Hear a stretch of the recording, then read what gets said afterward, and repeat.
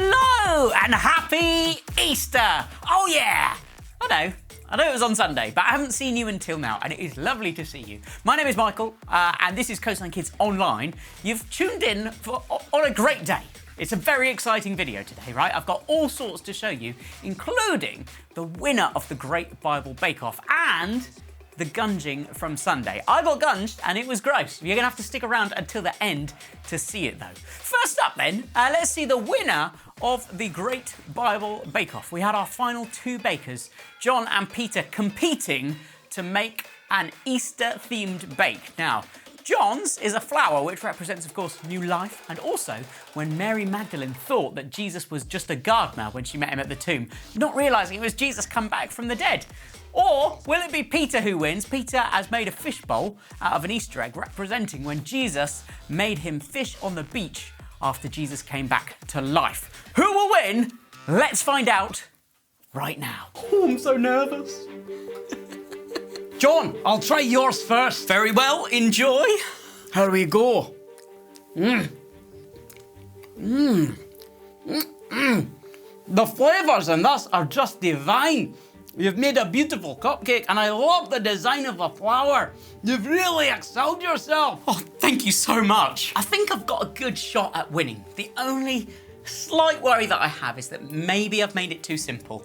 Peter's is a lot more complex, so if it tastes as good, he might just clinch it. Peter, it's your turn. Let me try your bake. Sure. Oh gosh, I'm so nervous. Oh, please don't drop it, it's very wobbly. Okay.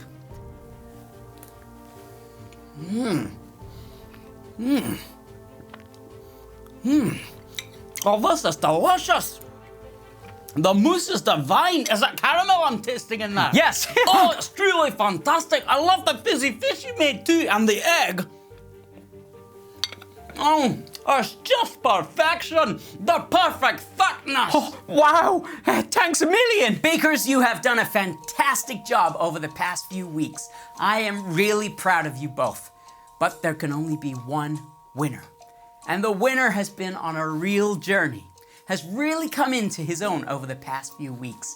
Dan was very impressed with what you made today. All the flavors were unbelievable. The winner of the Great Bible Bake Off is... It's Peter. Oh my gosh! Oh, well done, Pete. Well done. At the end of the day, they both made delicious bakes. They're both brilliant bakers, but Peter's just had the edge. The creativity and the complexity and the flavour was just unbelievable.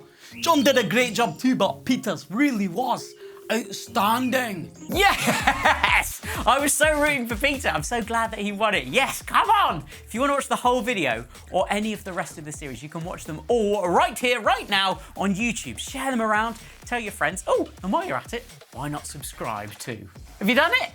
Good. Now, think about this for a second. What is your favourite breakfast?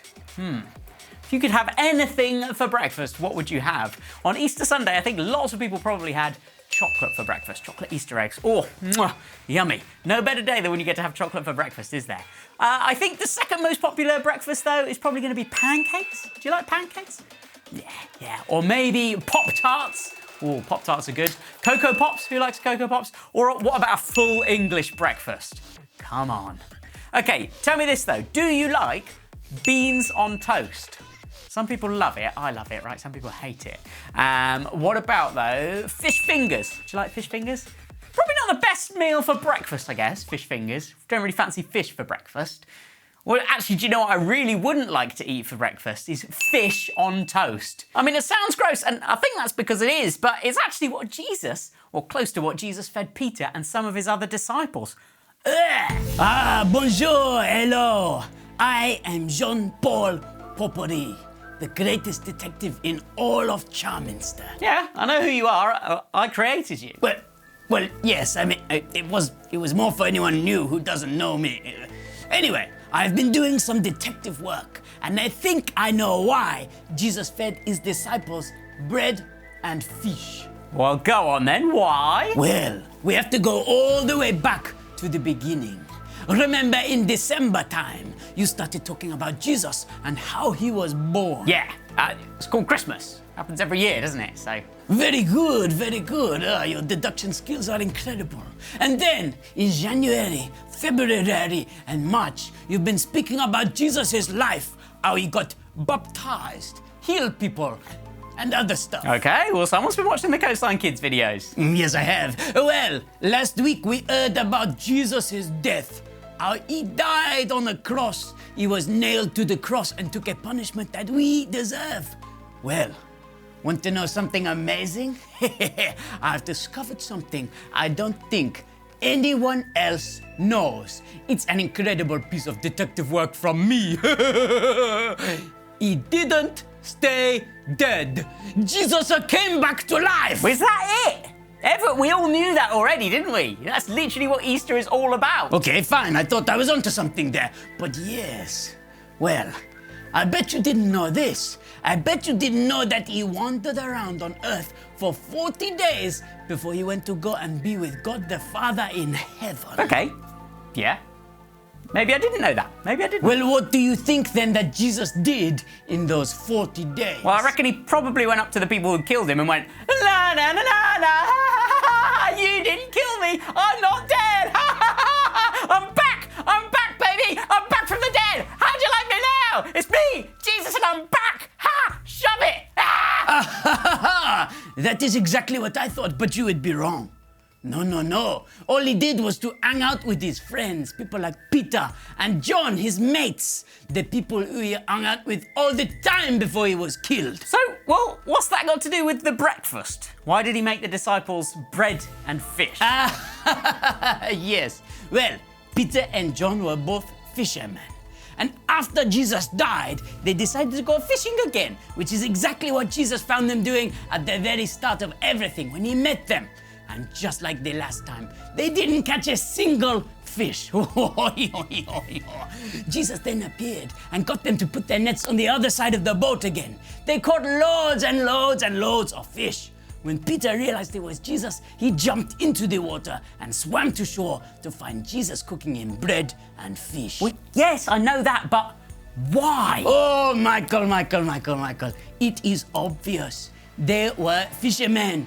I think if you're a fisherman, the odds are you probably love fish. Otherwise, you're in the wrong job. I have deduced that Jesus must have made them their favorite breakfast. They probably love fish. He made his friends his favorite breakfast. Oh, okay. Yeah, no, that makes sense. You know, Jesus is so different to what everyone thought that the Son of God would be like. He actually got to know people. He made friends with ordinary people. The Son of God, friends with just your average Joe or Peter or John. And he loved his friends. He loved hanging out with them and he loved eating with them. Do you know what? This is good news for me and for you. You see, we're ordinary people too, aren't we? Well, at least I am. But Jesus wants to be your friend. He'd love to get to know you and to hang out with you too. You can be Jesus' friend. All you have to do is ask him. In fact, why don't we ask him now? Why don't you pray this prayer along with me? Close your eyes, open your hands out, and let's pray together. Pray after me. Jesus, thank you that you are alive. Will you be my friend? Amen. Amen. Amazing. Yeah, and he will say, yes, of course he'll be your friend. Now, before we go on to seeing me getting gunged, I think we should do a quick bit of chat and catch with our friend Jesus, because that's how we get to know our friends, isn't it? By talking to them and through them talking to us and us listening. So let's start with chatting. We'll tell Jesus a bit about ourselves. And we're going to tell Jesus what our favourite breakfast is, because that's what we've been talking about all this video. Now you can do this either in your head or by whispering into your hands like this, so no one else can hear you. It's just your personal time between you and Jesus. Let's all do it together. What I'd like you to do, close your eyes so you don't get distracted by other people around you or whatever else is going on in your house or wherever you're watching this. And then tell Jesus your favourite breakfast. What is your favourite breakfast?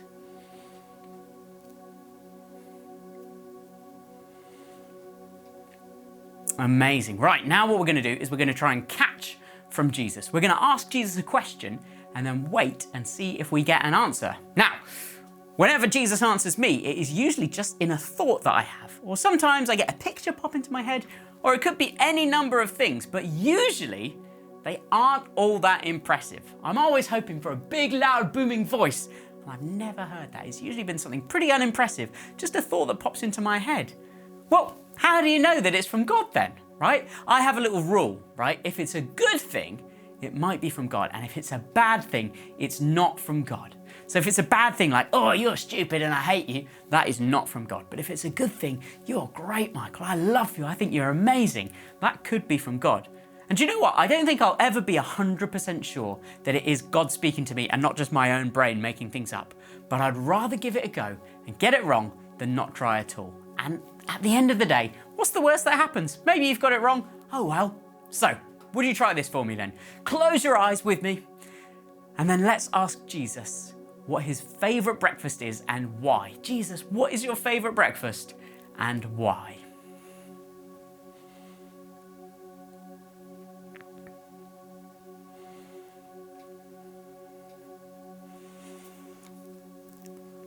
If you haven't caught anything just yet, why not just try again? Remember, it's probably just the first thought that pops into your head, as long as it's a good thing. Jesus, what is your favourite breakfast and why?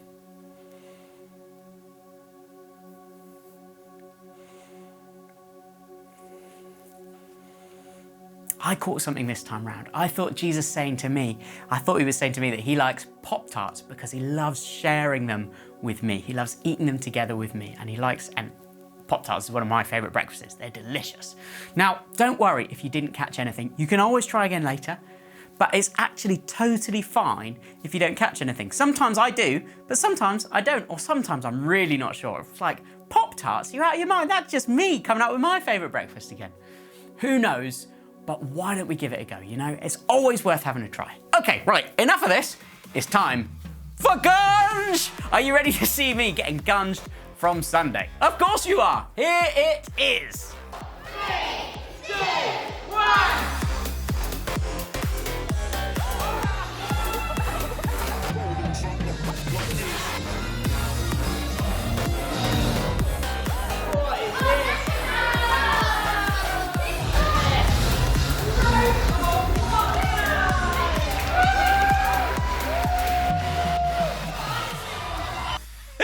It's gross, isn't it? Right, there won't be a video for the next couple of weeks because I'm going on holiday. Ooh, to Wales. So you might want to click subscribe and turn on the notifications by clicking that little bell. Just the one down there. Do you see it? Yeah. So that when I post another video, you're not going to miss it and you're going to stay right and nice and up to date with Coastline Kids. I've done enough talking. I've lost my mind. I've lost my speech.